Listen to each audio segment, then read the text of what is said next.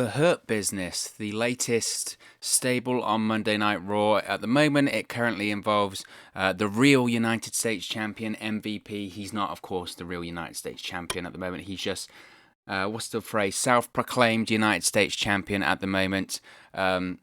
Also includes Bobby Lashley, and as we saw Monday night on Raw, the 24/7 champion, Shelton Benjamin. I must say, I'm a massive fan of them using Shelton Benjamin just at all, because they haven't been using him recently. That's really nice to see. And the booking of Bobby Lashley recently, I've been a big fan of. I think he's been booked over the last 3 or 4 months the best he's been booked since he returned to WWE in 2018. He's not bending over, flexing his glutes. He's not doing double bicep pose. He's not have Leah Rush shouting Lashley, Lashley. He hasn't got Lana in his corner screaming and going crazy and having weddings and having people jump out of cakes and anything like that. He's just been Bobby Lashley. You look at the man. Bobby Lashley should be booked as a monster, and it's exactly how he's been booked since he's aligned himself with MVP. So I really also like the name of the stable. I think the name, The Hurt Business, is just a great name. And I've seen some people say, "Well, it's just a replica of the Beatdown Clan from Impact Wrestling back in the day." And yeah, maybe, but look, it's a stable. It's fun. I'm a big fan of having stables on the show. Anyway, I think having groups in professional wrestling is. You go back to the peak of the 90s, the groups really were driving the needle. Yes, you had Steve Austin, and yes, you had The Rock, but you had the NWO, you had DX, you had the Corporation, you had the Ministry, all of that stuff. You had the Wolfpack. All of that stuff, for me, was really enjoyable stuff. The Nation of Domination, which some people have drawn parallels between the Hurt Business and the Nation of Domination. But I think a faction and multiple factions in WWE is a good thing. We all like factions. Everyone historically has always liked factions. So another faction, to me, is a good thing. Now, there was a rumor, a report by Dave Meltzer in the Wrestling Observer newsletter this week that I don't know if the Hurt Business was meant to be a 2020 version of the Nation of Domination. I can't confirm or deny that. He said that there were plans for that, and we saw that this past week on Monday Night Raw, because we had Ron Simmons, WWE Hall of Famer, the first ever African-American WCW World Heavyweight Champion in the company's history, backstage at the show, and he appeared in a couple of segments. One of the segments he appeared in, he was seen discussing with MVP and Bobby Lashley and saying, "I like what you're doing, but there's the right way and the wrong way to do it," sort of thing. And people speculated, "Oh, what's going on here? Is Ron Simmons going to be involved in the Hurt Business? Are we going to have a Nation of Domination?" Obviously, at the moment, it's a very sensitive topic, but a very current topic about the Black Lives Matter movement and the protests, and obviously the death of George Floyd and all of that stuff that's been going on. And it's part of not just the conversation in America, but globally. It's part of the conversation worldwide, thankfully. And old WWE, if this was WWE in the 2000s or in the 90s, they would absolutely do a storyline on this. They would touch on it because it's what people are talking about. It can be compelling, it can be interesting, and it will capture people's attention. Would WWE do that kind of storyline in 2020? I don't know the answer to that one.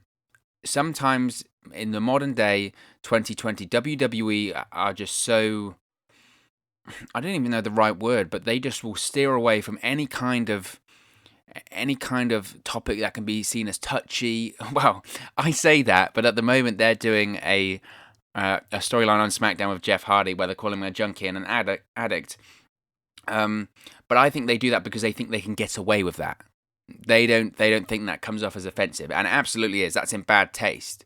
To me, that's not compelling because they're making light of someone's personal issues and addiction. And to me, addiction is a disease. It isn't something to make money off of, which is what WWE are doing with the Jeff Hardy storyline. I think this storyline and having this potential storyline and having a 2020 version of the Nation of Domination, I think is a play on what is actually happening in the world right now. That's current events. I think that's different to saying Jeff Hardy has had multiple DUIs, is still in court over DUIs. Let's call him a junkie on TV because he's not going to sign a new contract. That's different to going, look, this is going on. There are protests in America. It's a movement. We want to shine a better light on this. We want to have this police brutality end and all of that stuff. Why not incorporate this into the television program? Why not shed a light and get people talking and be part of that conversation for the better? I think that that's different to saying that Jeff Hardy is a drug addict and is a junkie. So I would like to see them do it. Whether they will do it or not, I don't know. I really don't know. I'm not sure if WWE would want to touch something that sensitive. Let's be honest, WWE's history when it comes to this kind of thing isn't great anyway. Do we have to go back to the Booker T versus Triple H storyline in 2003 in that WrestleMania 19? Someone like you can't be the world champion in WWE, and you think that whole storyline would be about Booker T overcoming adversity and eventually becoming the world champion? He didn't. He just lost at WrestleMania instead of being mocked for going to jail and having a troubled youth and his issues in the past. And even though WWE and Bruce Pritchard will vehemently deny that this was anything to do with race, this was just about storyline. This, when he meant you, he just meant WCW. He didn't mean the color of his skin or his ethnicity. Go back and watch it and you'll see exactly what it was meant to be. So Ron Simmons, as I mentioned, was there on Monday Night Raw on Monday. Well, you'd have to be on Monday Night Raw on Monday, wouldn't you?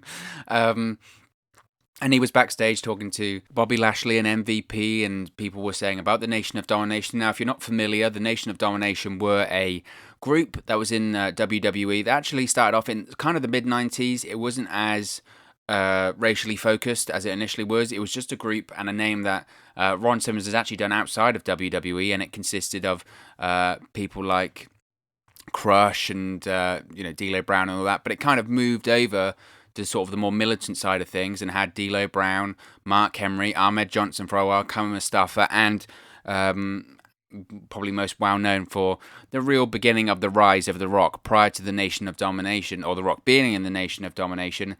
He was the plucky third generation superstar, intercontinental champion Rocky Maivia, coming out with tassels on and the goody two-shoes smiling babyface that wasn't working. When he became a member of the Nation of Domination and eventually the leader, this was really, next level stuff. And the group ran roughshod over WWE for a long period of time.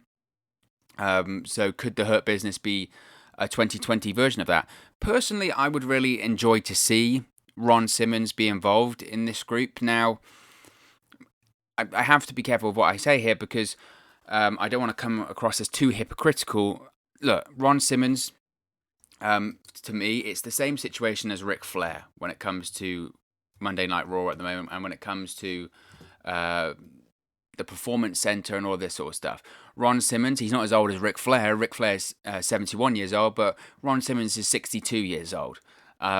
Should he be at the Performance Center right now? No, because that Performance Center, look, they might have become more safe over the last couple of weeks when it comes to the more thorough testing and the social distancing and the mask wearing, but it's still a place where probably now over 40 people have tested positive for COVID-19 over the last month or so. Should a person in his 60s be there? That could be seen as high risk? Absolutely not. So in that case, do I want to see Ron Simmons regularly on WWE TV? No, obviously not, because I'd rather anyone that isn't high risk isn't there, and I'd rather them be safe and no one gets ill. From a creative point of view, I think it would be really interesting. I think that having someone that was the original leader of the Nation of Domination and the original creator of the Nation of Domination in this 2020 version, I think would be really interesting.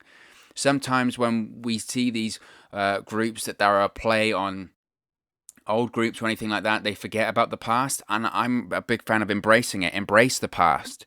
So why not have Ron Simmons in there as sort of, he isn't the leader, but he's more the spiritual leader, shall we say, of the Hurt Business, and the guy that he's not going to get involved in matches, but he's going to be there to speak wisdom, help the superstars learn, and even outside of the ring, someone with the know-how and knowledge and history of Ron Simmons. You're never too old to learn, and I bet there is so much wisdom that he could give to the likes of even experienced veterans like MVP and Shelton Benjamin and Bobby Lashley. These aren't spring chickens, right?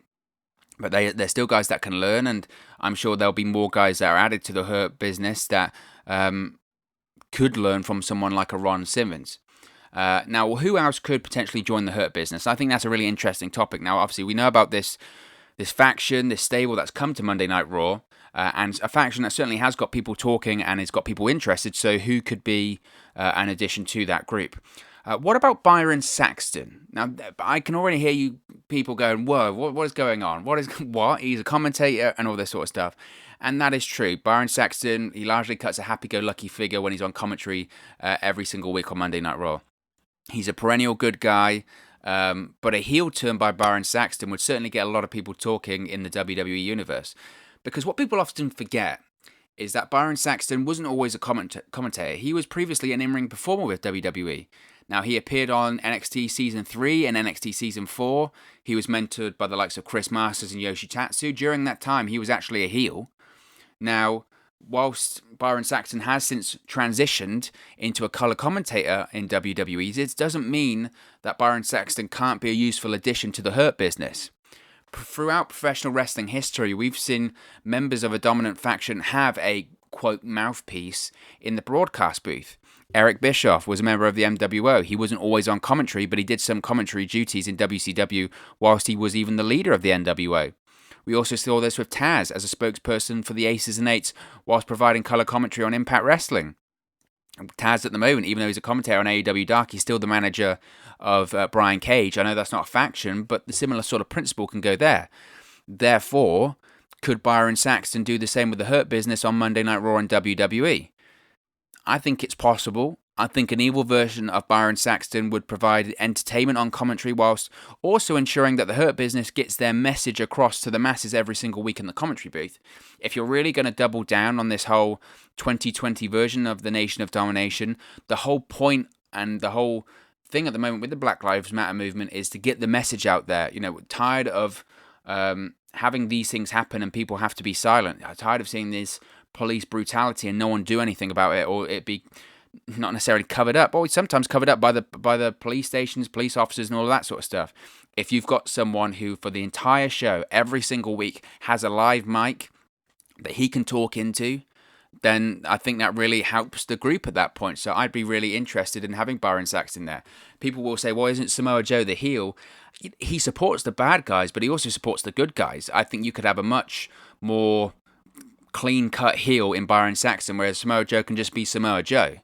So I think it's something that WWE could consider when they come to that.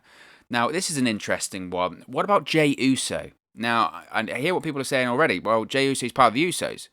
Now, he, along with his brother Jimmy, they're 6-time WWE Tag Team Champions. One of the best tag teams in WWE right now. You could also say one of the best tag teams in WWE history. Yeah, they are up there. And the twin brothers, they were on a roll when they returned to WWE earlier this year in January. They were off for 6 months due to both of them having issues with DUIs, etc. We don't need to talk about that. It's well documented. But unfortunately, all the momentum the Usos had stopped around WrestleMania time. Jimmy Uso recently suffered a debilitating knee injury when competing in a triple threat ladder match at WrestleMania for the SmackDown Tag Team Championships back in April. It's been speculated that this injury will leave Jimmy Uso on the shelf for any time around 6 to 9 months, which is a long time, and it really does leave his brother Jey Uso in the wilderness, because we've seen, because the Usos have had injuries before, traditionally, if one Uso twin is injured, the other brother remains off TV for a long, long time also. And in my opinion, I think that's a waste for someone with the talent levels of Jey Uso. And I know this is just the thing with tag team wrestling, that if your partner's out, you're usually out too. That's why some people don't like being in a tag team. It's a lot of responsibility, because if one's injured and isn't going to get paid, you're not going to get paid either, even though you're healthy. Which some people are like, oh, that's not fair. That's tag team wrestling sometimes. But I think there's more they can do here with Jey Uso. Whilst his brother is out with injury, he's not doing anything apart from hosting karaoke showdowns on SmackDown. So anything is better than doing that. So why not have Jey Uso move to Monday Night Raw? Why not have him join the ranks of the Hurt Business for the next 6 to 9 months while his brother is injured? Then when his brother comes back, he can join him, or he might not join him. Not only would this give Jey Uso something to do whilst his brother is on the shelf, but it could also provide Jey Uso with an opportunity to show, you know what, I'm not just a tag team wrestler. Yeah, it's my bread and butter, me being with my brother as my tag team partner, but if you need me, if you want me, I'm a singles talent too. I can do it all. I'm not pigeonholed into one thing. I think it'd be a really interesting position for his career to be like, look, whilst my brother was out, I'm not going to be out as well. I'm going to wrestle. I'm going to be a singles guy. I'm going to prove that I can be an addition to the programming still. And I think the Hurt Business could be an excellent place for Jey Uso to do this. He's not doing anything on SmackDown at the moment. So why not? Why not move him to Monday Night Raw? Now, what about the Street Profits as well? Of course, the Street Profits, they're probably one of the most over acts in WWE, right, since they made their Raw debut in 2019. Certainly with certain elements of the audience, kids love them. You know, you've got the red cups and you've got the dancing, and sometimes their comedy just isn't for me. It's too silly, it's too scripted. Some of the jokes are just bad. I don't blame that on them. I blame that on the writing staff. Some of those people on the creative team don't have an inkling of humor in their body. Not to say that I do, but if something's funny, it'll make you laugh. And a lot of the time, it doesn't make me laugh. It more makes me cringe. So that's my opinion on it. They've regularly, whilst they are the longest reigning Raw Tag Team Champions now in the company's history since the Raw Tag Team Championships were introduced, not the WWE or World Tag Team Champions like that, the Raw Tag Team Championships. They've regularly been in, backstage skits and segments. Was it the Monday after the Weekend Update? God, that was awful. And they had their whole thing with the Viking Raiders. And as I mentioned, they've still had good matches. They're the longest reigning Raw Tag Team Champions in WWE history since the titles were introduced in 2016. So that success of the Street Profits in storyline caught the eye of MVP.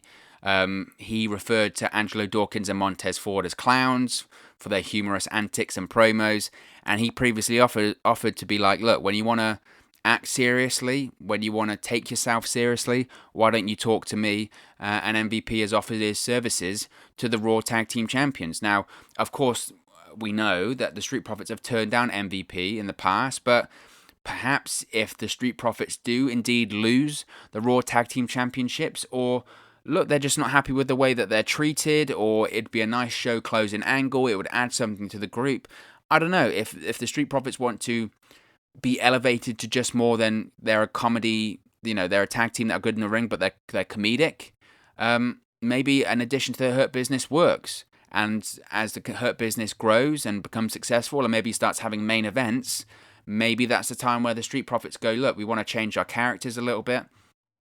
I wouldn't say that their characters at the moment are stale, but I don't think they can do the promos and the skits and that forever.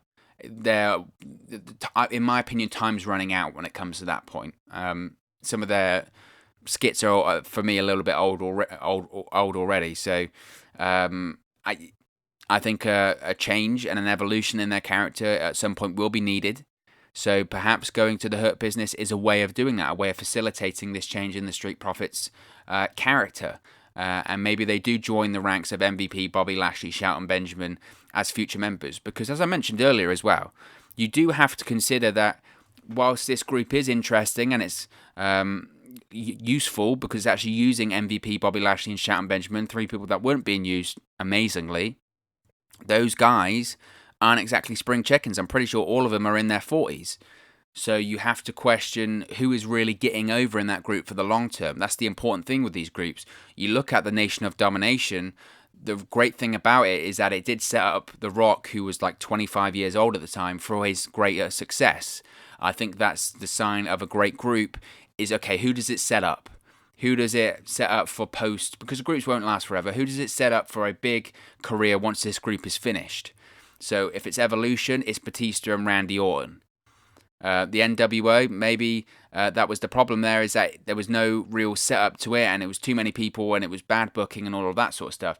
DX, it set up Triple H. That's exactly what it did. It set up Triple H for success, and even the likes of the New Age Outlaws, they were over coming into it, but once they came into DX, they were on another level. So I think that's the sign of a great group, and maybe the Street Profits being involved with the Hurt Business, being involved with MVP, Bobby Lashley and Shelton Benjamin, perhaps they can be the ones to really flourish because of this, and they can get over for the future. So I think an addition of having the Street Profits in the Hurt Business could be a real useful addition there. And then finally, this is one that I would really, if I was on the creative team right now, this is the one I'd be pitching the most for. What about Naomi? Right? What about Naomi? Naomi deserves better. social media recently have been very, very, very vocal that the former SmackDown Women's Champion Naomi should be more involved in storylines, more prominently featured on WWE television. She's been with the WWE forever, well over 10 years, and she's still in karaoke contests on SmackDown and getting attacked by Lacey Evans in a dress. And then this past week on SmackDown, she loses because she gets her hair tied on the ropes. I mean, it's just crap. It's just crap booking. It's crap writing. Naomi has a plethora of talent. She can work. I don't want to jump on the bandwagon of, the women's division's only built around the 4 horsewomen, blah, blah, blah, because that isn't true. Because you've got Asuka, you've got Alexa Bliss and Ronda Rousey when she was there. There are other people that they've attempted it. It is largely dominated by the 4 horsewomen, sure, but I think it's unfair to go, they shouldn't be doing it, because they are very talented, all 4 members of the 4 horsewomen. But when you've got people like Naomi on the roster, you have to use them and you have to put them in the right positions, and she hasn't been. She just hasn't been. So social media have been very vocal in saying, what the hell is going on? Why isn't she being used properly? Basically, what are you playing at? You've got talent here and you're wasting it. And I do find irony in that, and I put this out on Twitter. The irony that I find with that is that there's 5 years of the women's revolution, whatever you want to call it. They were talking about that and hyping that up last week. 5 years. And that all really started by the Give Divas a Chance hashtag on Twitter, right? It trended on Twitter for days. Give Divas a Chance. People weren't happy by the way that females were used in WWE. Their storylines didn't matter. They only had one segment in the show. Their matches lasted like 2 minutes. Even though there was a growing desire to see females compete at the highest level, have great matches, have long storylines, and have meaningful storylines, and main event the show. So fans took to social media and said, give Divas a chance. And in the end, Vince McMahon tweets out, we're listening, give Divas a chance, stay watching, or something like that. The irony that 5 years later, on the very same week that they're celebrating the 5-year anniversary of the women's evolution, it still takes social media to have a hashtag trend to actually get a female competitor over. What does that say about what's happened in the last 5 years? And I'm not going to say that nothing's happened when it comes to female wrestling in the last 5 years, because that's not true. Females are main eventing shows. Females main evented WrestleMania, and they're more valuable and more and better used by the company than ever before. But you still have this case, and for me, it kind of feels like WWE. There's a repeating pattern here. What I'm trying to say, if I can get my words out. But there is a repeating pattern here, and that pattern is that WWE just so badly books someone that eventually the fans just have enough. Whether it is Daniel Bryan, whether it is Kofi Kingston, whether it is Rusev, whether it is Naomi, and eventually the fans have to say, look, this is BS. Enough is enough. Can you actually, book these guys properly? And eventually they get a shot. That's what Kofi Mania was all about. But all that stemmed from bad booking in the first place. And surely WWE should look at that and say, the thing is, their perception of that. They'll look at that and they say, look, this person finally got over. They finally got it. And it's sort of like, well, no, they didn't finally get over. They didn't finally get it. They were always there. They always had talent. You just buried them into the ground or pushed them into the ground so hard that the fans had enough. And that's all that WWE knows how to do now. That's how they make their baby faces. They just hope that eventually the fans will say, look, this enough. Enough. And that's the case with Naomi. It's exactly the case with Naomi. Now, given the state of women's wrestling right now in WWE in terms of the championship pictures, the SmackDown and Raw Women's Championship picture, along with the WWE Women's Tag Team picture, is currently occupied by Bayley and Sasha Banks. Why not have Naomi go to the Hurt Business to offer the platform that she deserves? They can really tie into this. They can make chicken salad out of chicken you-know-what. They can say to Naomi can snap. Naomi can go to Raw, go to the Hurt Business with her brother-in-law, Jey Uso, and say, look, fans know I deserve better, so why aren't I getting better? Maybe the Hurt Business, maybe MVP says, look, I'm going to give you the platform to show everyone that you deserve better and show everyone what you're capable of, and the system isn't going to hold you down anymore like it has done for 10 years. And I really like the idea of having a female competitor in the group. I think it adds an element of diversity to the group led by MVP, and it allows the Hurt Business to reach all aspects of the Monday Night Raw broadcast. MVP is the current self-appointed real United States champion. Shelton Benjamin is the new 24/7 champion. Having Naomi as a member of the Hurt Business would allow the faction to go further and go after the champions and championships that are currently in the women's division in WWE. So you've got all aspects of the broadcast there being touched by the Hurt Business. If it's Byron Saxton on commentary, he's the constant. If you've got Jey Uso there, he can do a single thing. If you've got the Street Profits, they're in the tag division. MVP's in the United States Championship division. Bobby Lashley can try again for the WWE Championship. Naomi can win the Women's Championship. Then you've got the fingerprints and the reach of the Hurt Business all over the show there. And I really like watching shows, and I really like watching wrestling shows. This is what was great about WWE in the Attitude Era and in the mid-2000s, was that on most shows, on a Raw or on a SmackDown, the top guys didn't just appear in the opening and final segment. There was a narrative thread that they had throughout the show. They told a story. Each show told a story about where they were going in the storyline. And by having the Hurt Business involved or touching most segments, you can tell that story. You can have that narrative thread. And with the likes of MVP and others in her corner, Naomi could finally get the opportunities that the WWE Universe are desperate to see her receive. So there's so much potential there, and there's so much potential with this faction, with this storyline. Look, is WWE going to do any of those things that I've just suggested? Probably not. Are they even going to do a touch on the Nation of Domination storyline or faction? Who knows? I just know that I think the Hurt Business is a great name. I think there's a lot of potential there as a faction, and we'll just have to wait and see what WWE does going forward with it. But as always, this is just one man's opinion. What are your thoughts on the Hurt Business? What are your thoughts on the faction of MVP, Shelton Benjamin, and Bobby Lashley? Who else would you like to see added to the Hurt Business? Would you like to see Byron Saxton, Jey Uso, the Street Profits, Naomi, or even Ron Simmons added to the group? Let me know your thoughts in the comment section below. I'll be sure to respond to all of your comments. I really enjoy interacting with all of you guys down there. Be sure to also give us a like for this video if you have enjoyed it. Likes really do help us out on the channel to go into people's recommendation feeds. Also, if you have enjoyed the video, please do share it with your friends. And most importantly, please do subscribe to Wrestle News 365 if you haven't already. We're over 500 subscribers now. The next goal is 600 on that big road to 1,000 subscribers. Once we get to 1,000 subscribers, we'll be doing a lot more watch-alongs and live streams. It's just a lot easier once we get to 1,000 subscribers to do that. Also, give us a follow on social media. You can see the handles on the screen right now. The links are in the description box below. It's at 365Wrestle on Twitter and at WrestleNews365 on Facebook and Instagram. Thank you very much for watching, listening, streaming, or however you come across this video today. And I'll speak to you again very, very soon. Hey guys, thank you for watching, listening, streaming, or however you come across this video today. Be sure to click on the video on the right there to watch our next video, or click the bottom there to subscribe, or the bottom right hand corner. Thank you very much, and I'll speak to you again very soon.